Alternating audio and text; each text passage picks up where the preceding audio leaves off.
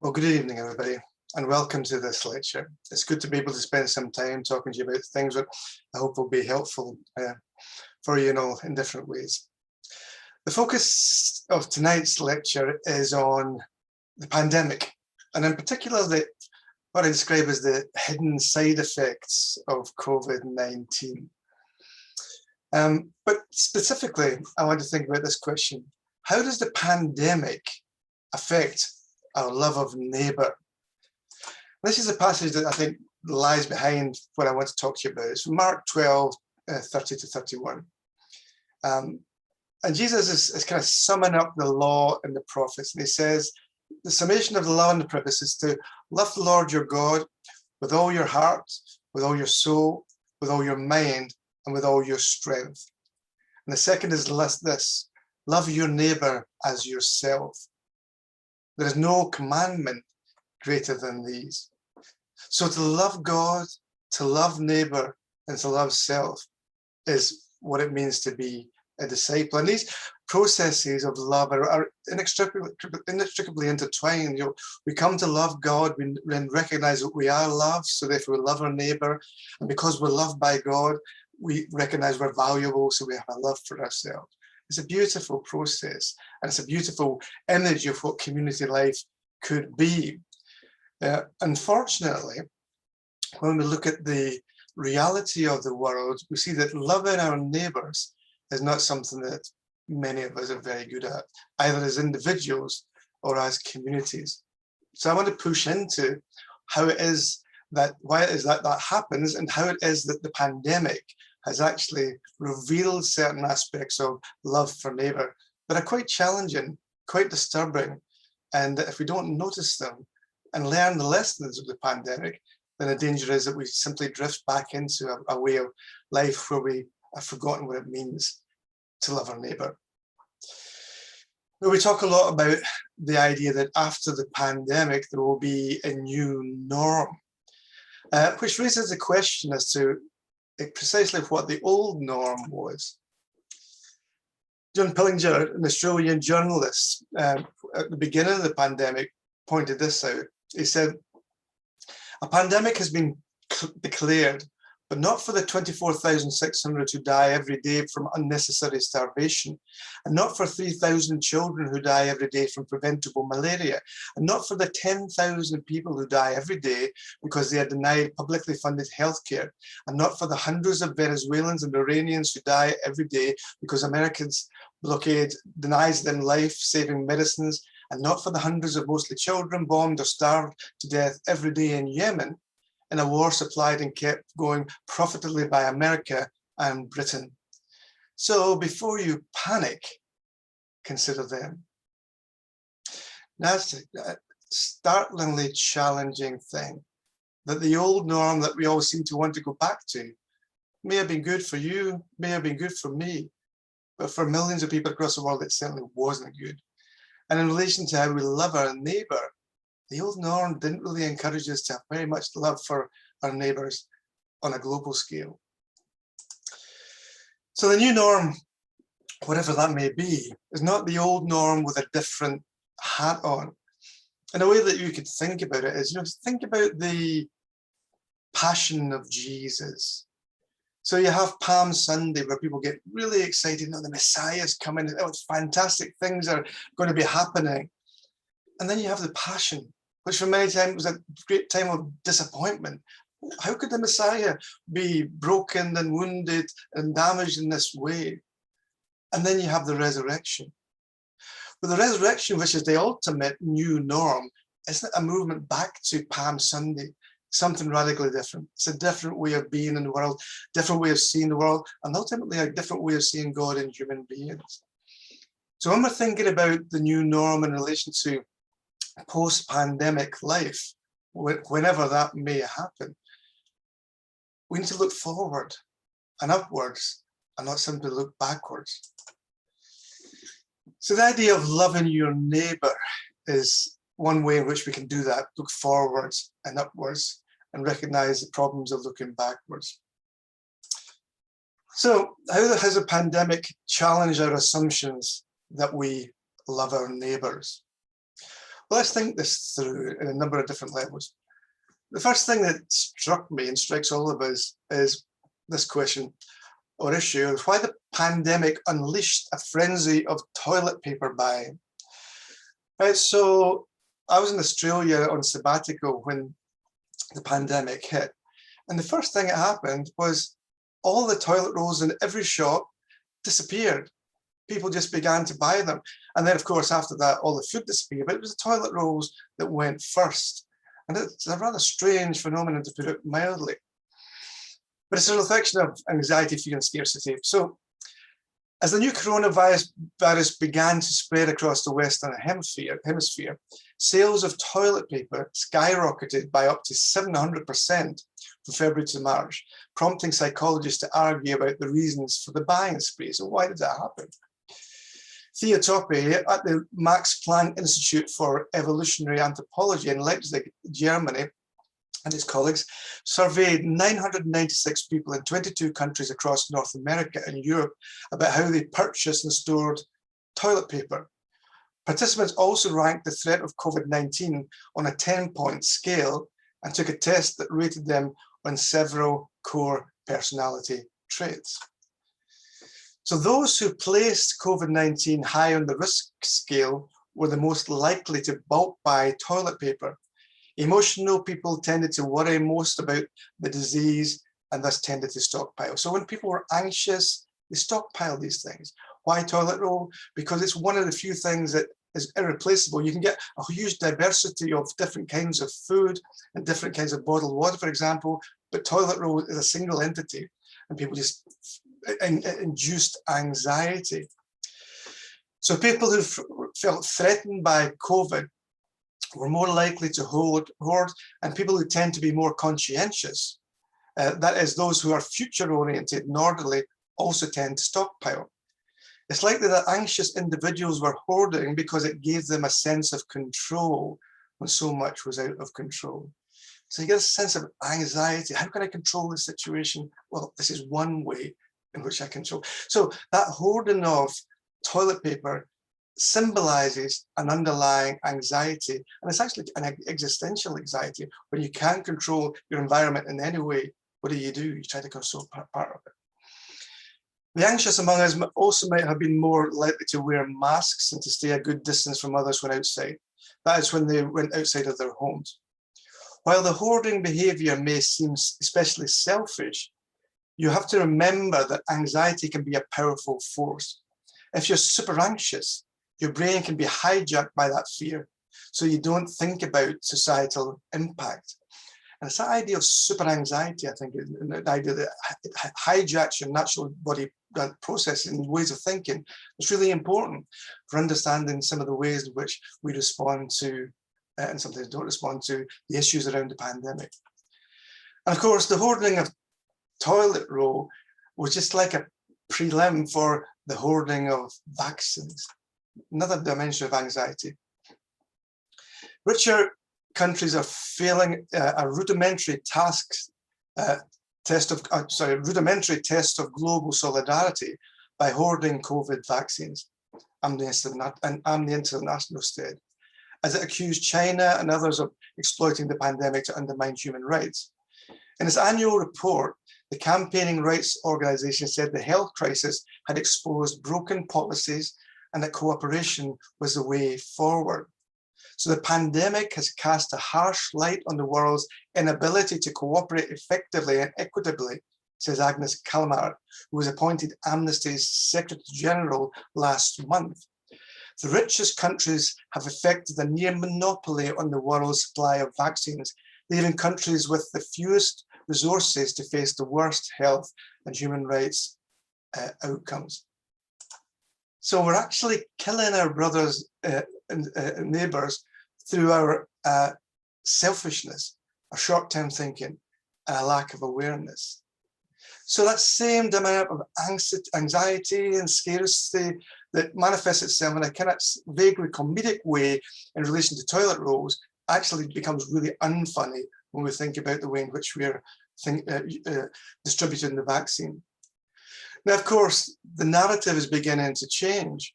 We're beginning to say, well, If we don't vaccinate everywhere, then there's not a lot of point in vaccinating some countries, because eventually we'll get derivations, we'll get mutations, and so on and so forth. So the narrative changes to one of self-interest, which in some senses is awful. Rather than loving your neighbour for their neighbour's sake, you now give certain things to your neighbour who you consider to be in principle an enemy, because they may infect you, on the basis of self-interest. So the whole of our society seems to be functioning on this idea of self-interest. Culture, you and I may say, well, I want to love my neighbour, but the way in which we are behaving as a society suggests that loving our neighbour is just another aspect of self-interest. In fact, loving our neighbour isn't really the right way to put it. Making sure that our neighbours don't infect us is maybe a better way to put it. And all of this kind of seems to me to reflect what Walter Brueggemann describes as a scarcity mentality. Brueggemann says that God is a God of abundance, a God who brings into creation all of the beautiful things that we have. So God's force of life is loose in the world. Genesis 1 affirms generosity and denies scarcity. Psalm 104, Brueggemann says, celebrates the buoyancy of creation and rejects anxiety. Blessing is the force of well-being active in the world, and faith is the awareness that creation is the gift that keeps on giving. So you can see the tension and the dissonance between what's happening within the pandemic and our anxiety, our gathering in things, our self-centeredness, and at the same time, we have this God of abundance. So we have this, what he calls a scarcity mentality that's based on the principle of scarcity. And he goes back to the Old Testament and he says, Pharaoh introduces the principle of scarcity into the world economy.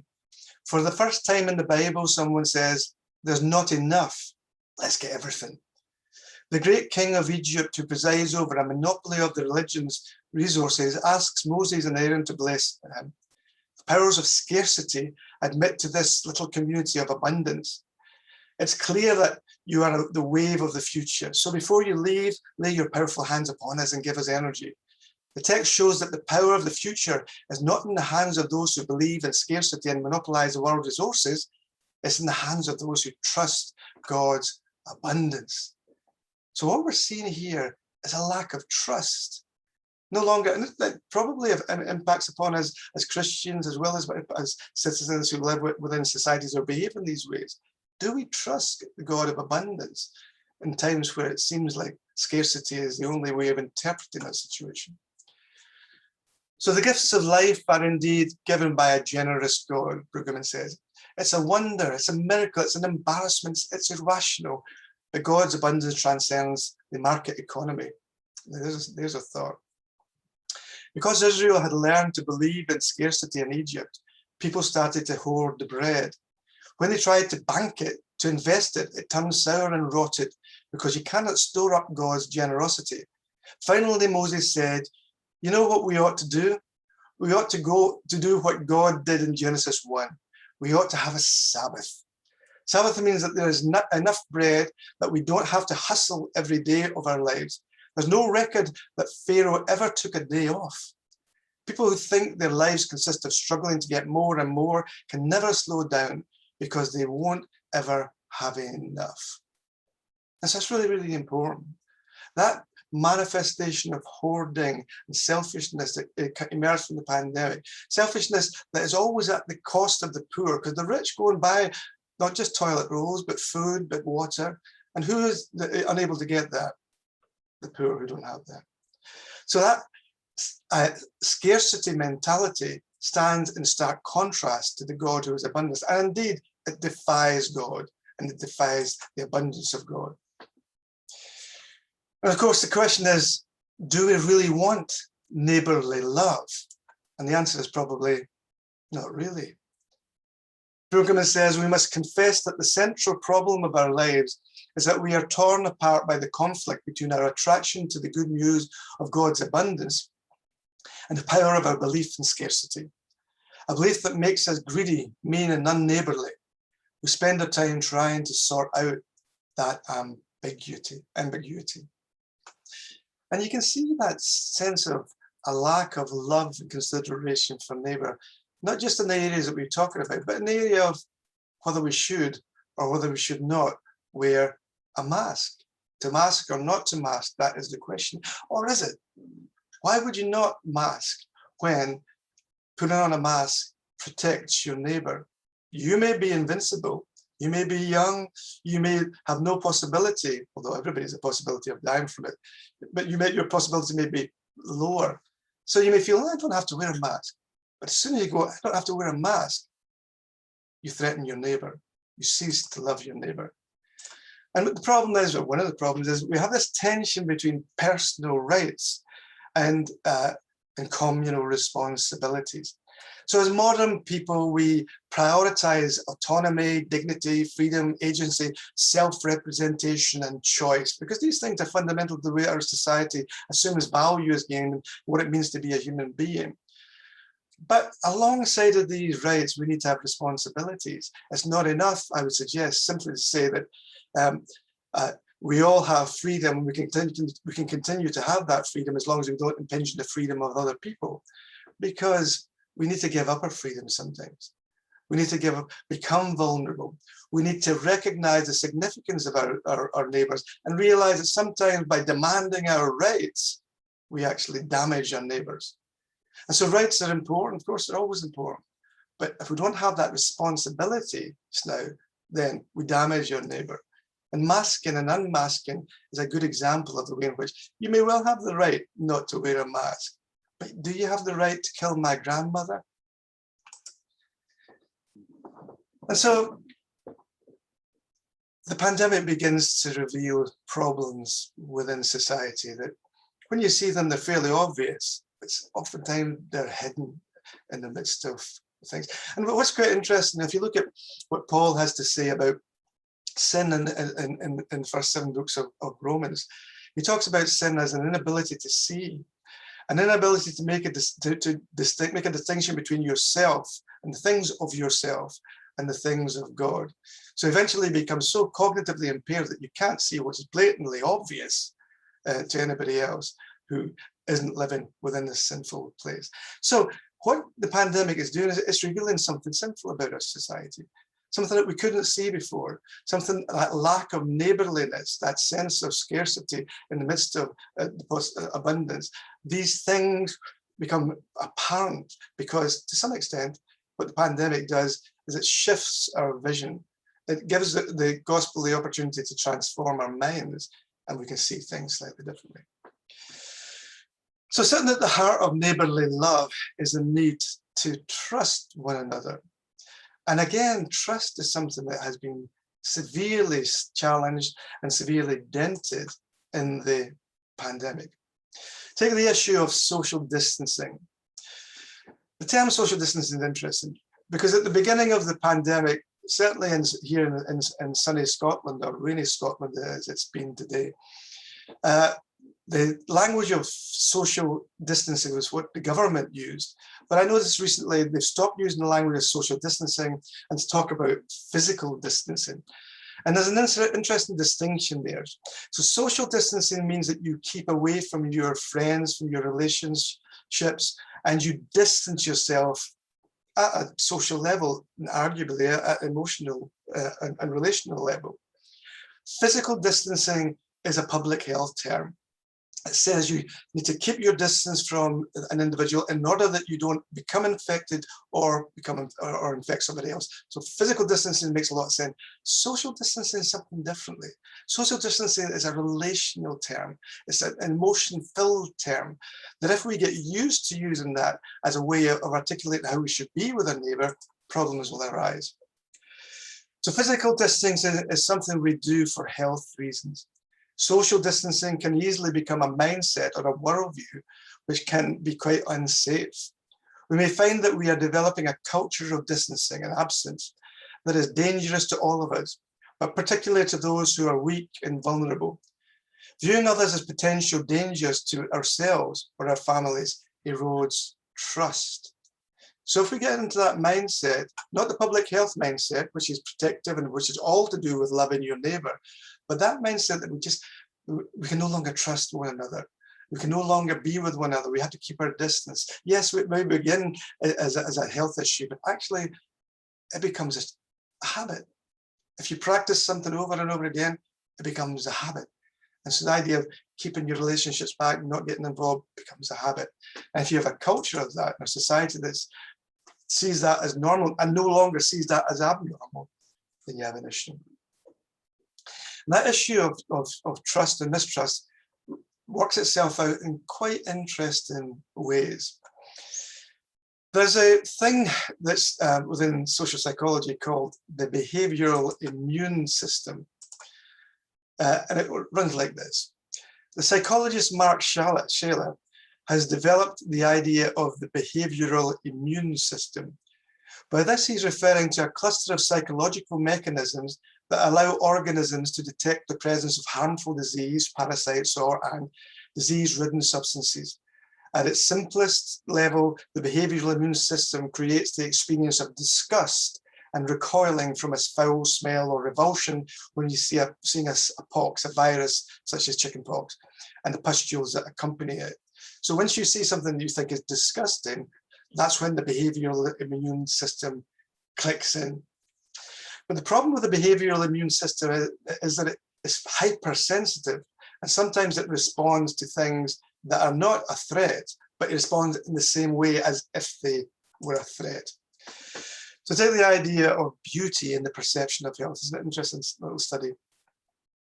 In both online profiles and face-to-face meetings, the psychologist Natsumi Sawada at McGill University in Canada has found that we form worse first impressions of other people if we feel vulnerable to infection.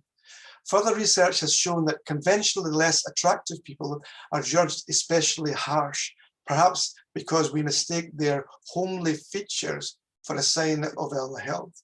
So certain features, certain forms of language in particular, stimulate the behavioral immune system and get a feeling of disgust, which oftentimes not only relates to anxiety, but sometimes relates in aggressive responses to rid yourself of the danger of infection.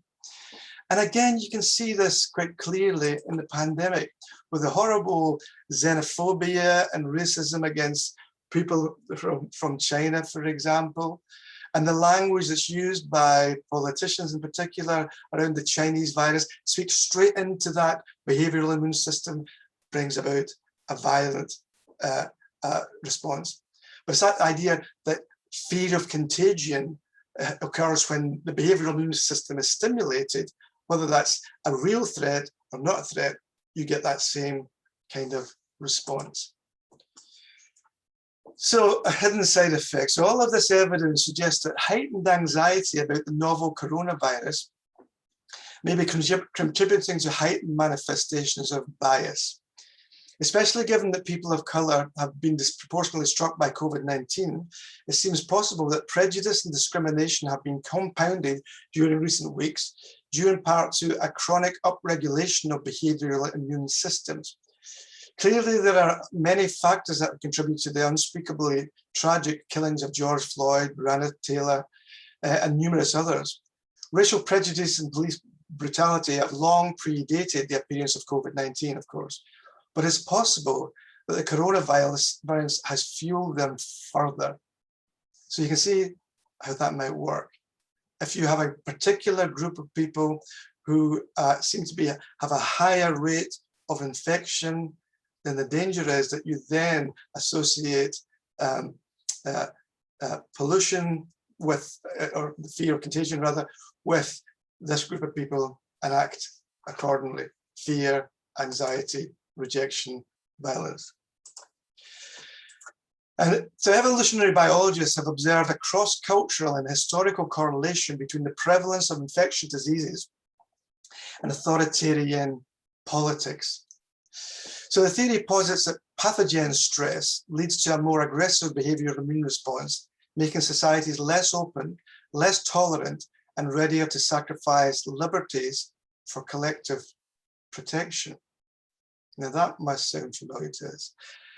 For example, in Europe, it's not a by the way that since the financial crash in 2006, there's been a huge shift to the right in politics. Why? Anxiety, huge shift towards xenophobia and racism. And it's all to do with this generation of anxiety and the stimulation of the behavioral immune system.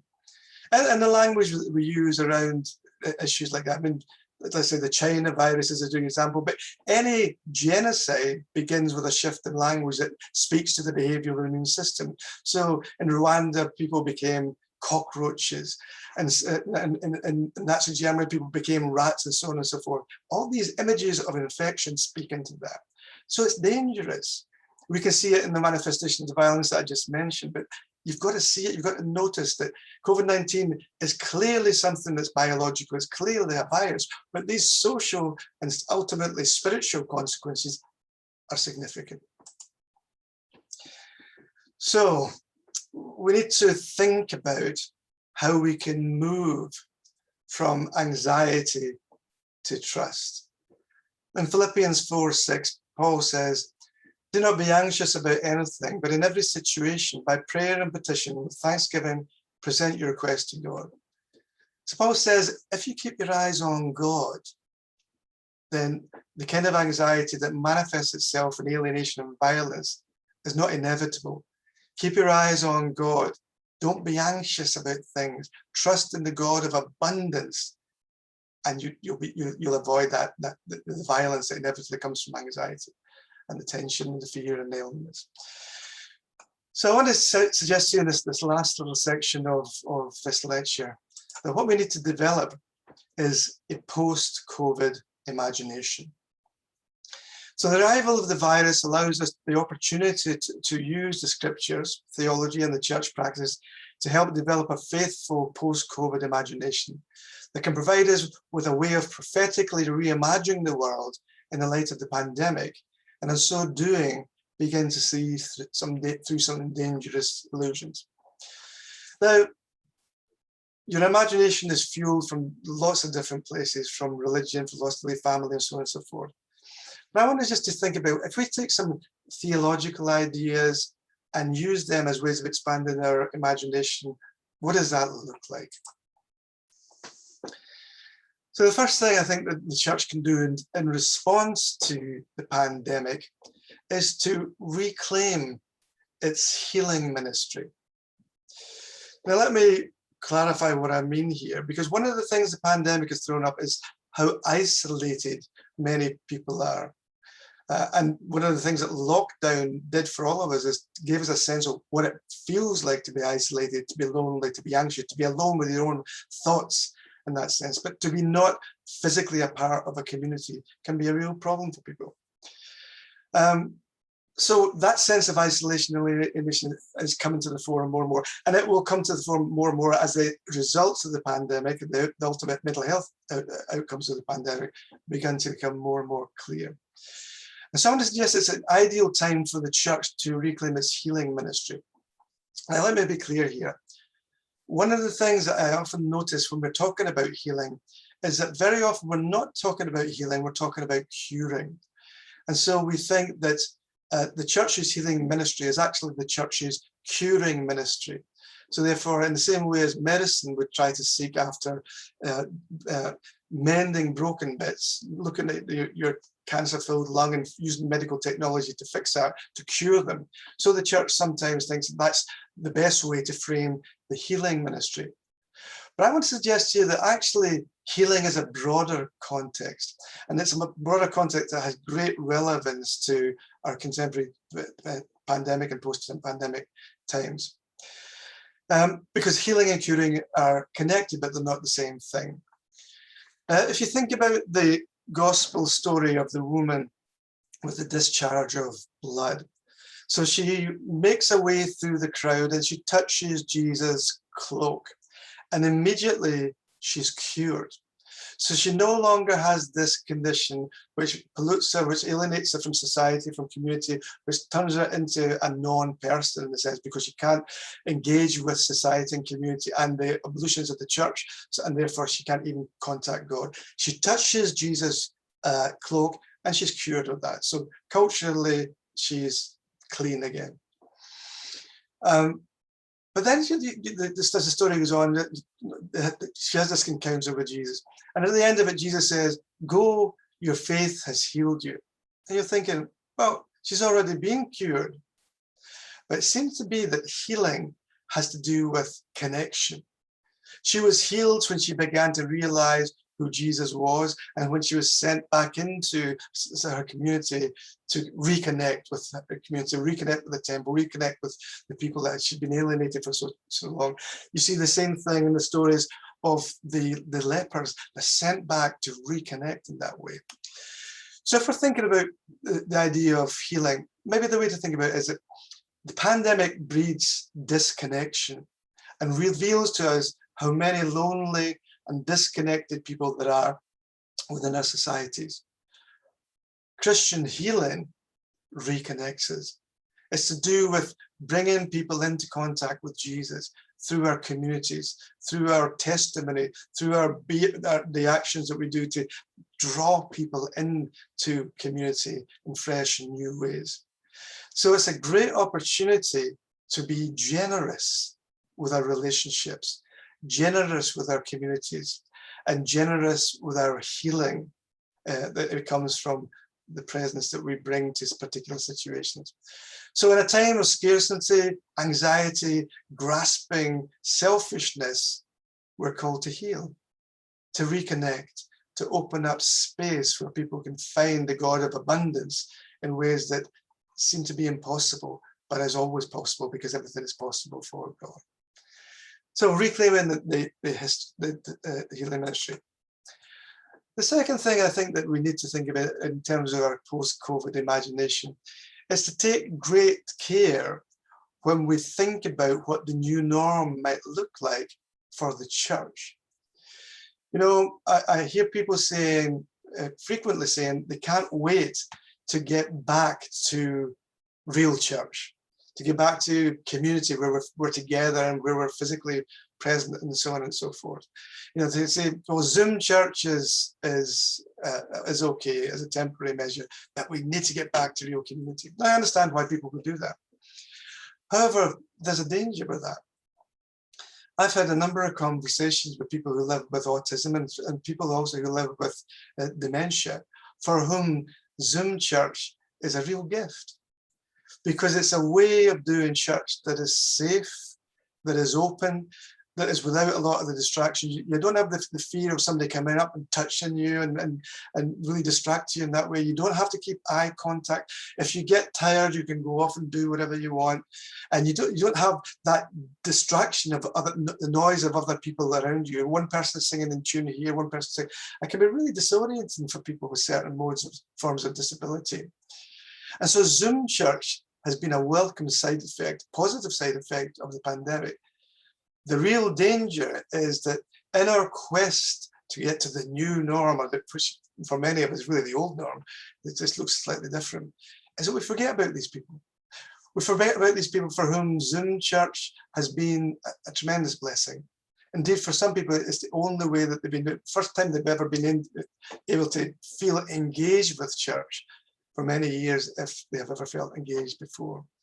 So when we rush to the new norm, make sure it's not just the old norm, and make sure we don't leave those very important, vulnerable people, which to some extent is all of us, without a space where they can find church and where they can encounter God in really interesting and fresh ways.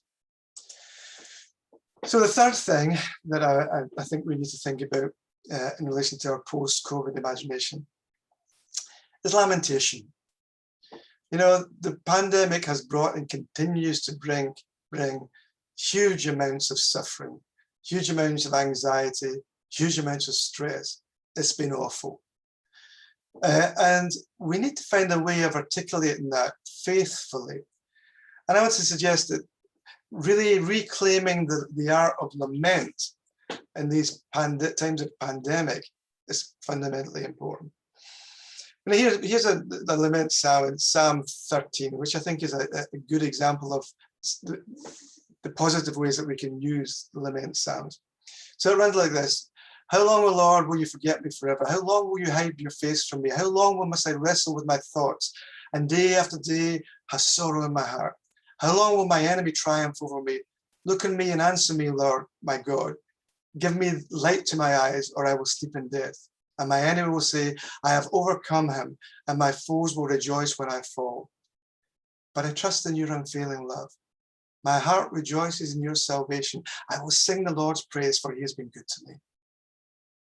So you can see how the structure of that goes. The first, verses 1 through to 4 is just, this is absolutely terrible. And we can all see what that looks like in terms of the pandemic. This is absolutely awful. How could you allow this to happen, Lord? Why is it that this hidden enemy is triumphing over us? Why are so many people dying? Where are you in the midst of this, Lord Jesus? But then, verses 5 to 6, there's a change. Nothing has changed in relation to the psalmist's concerns and anxiety and sadness about the way things are. But everything changes in verse 5, when the psalmist says, but I trust in your unfailing love. My heart rejoices in your salvation. He suddenly reframes the situation and says, yes, it is awful. And we need to acknowledge that. We need to deal with that. But I still trust in your unfailing love. And then he can continue to worship. Now, I think we need to really reclaim that idea of lament, helping us in the midst of a pandemic, both privately, corporately, and in public, to find a language to articulate our fear, our sadness, our brokenness, our lostness in relation to what the pandemic has done. Because when we find that language, then that gives us the possibility of hope in a situation that very often seems hopeless. It gives us that narrative of life and resurrection in a way that holds on to the truth of that, but doesn't deny the horribleness of certain aspects of the way that the world is just now. So I suggest that lamentation is a good place for us to begin to reclaim the language of sadness that can counter the negativity of the pandemic. So just to finish off, these are just three examples of ways that post-pandemic imagination needs to be a post-COVID imagination needs to be developed. Just to get to circle back and where we began, what does it mean to love our neighbour? Well, we can see that it means to love our neighbours to recognise that we only exist because of a God who has blessed us with so much abundance. And because that God loves us and will never abandon us, we need to perceive ourselves as people who love and will never abandon our neighbour. And this little passage in Romans 8:38-9 sums things up. And I'm convinced that nothing can ever separate us from God's love. Neither death nor life, neither angels nor demons, neither our fears for today nor for our worries about tomorrow. Not even the powers of hell can separate us from God's love. No power in the sky above or in the earth below. Indeed, nothing in all creation will ever be able to separate us from the love of God that is revealed in Christ Jesus our Lord. That is the promise that sits at the heart of the gospel. That is the promise that inspires our love. When we love our neighbour, we affirm that. When we give that beautiful picture of love, when that's embodied within us in the power of the Holy Spirit, and we give that to our neighbour, then people begin to see that, well, God doesn't abandon them. So finally, we've got to learn to see the world. Paul says, do not conform to the patterns of this world, but be transformed by the renewing of your mind. Then you will be able to test and approve what God's will is by his good, pleasing, and perfect will. So what we try to do during this talk is to raise our consciousness to things that we haven't seen, to enable a transformed mind to look at a situation like the pandemic and to see it for what it is, a space of horror, but a possibility of blessing, a place where we are revealed as people who are sinful, who are clingy, who have a scarcity mentality, who are anxious in the face of a God who has abundance, but a people who have hope and new possibilities.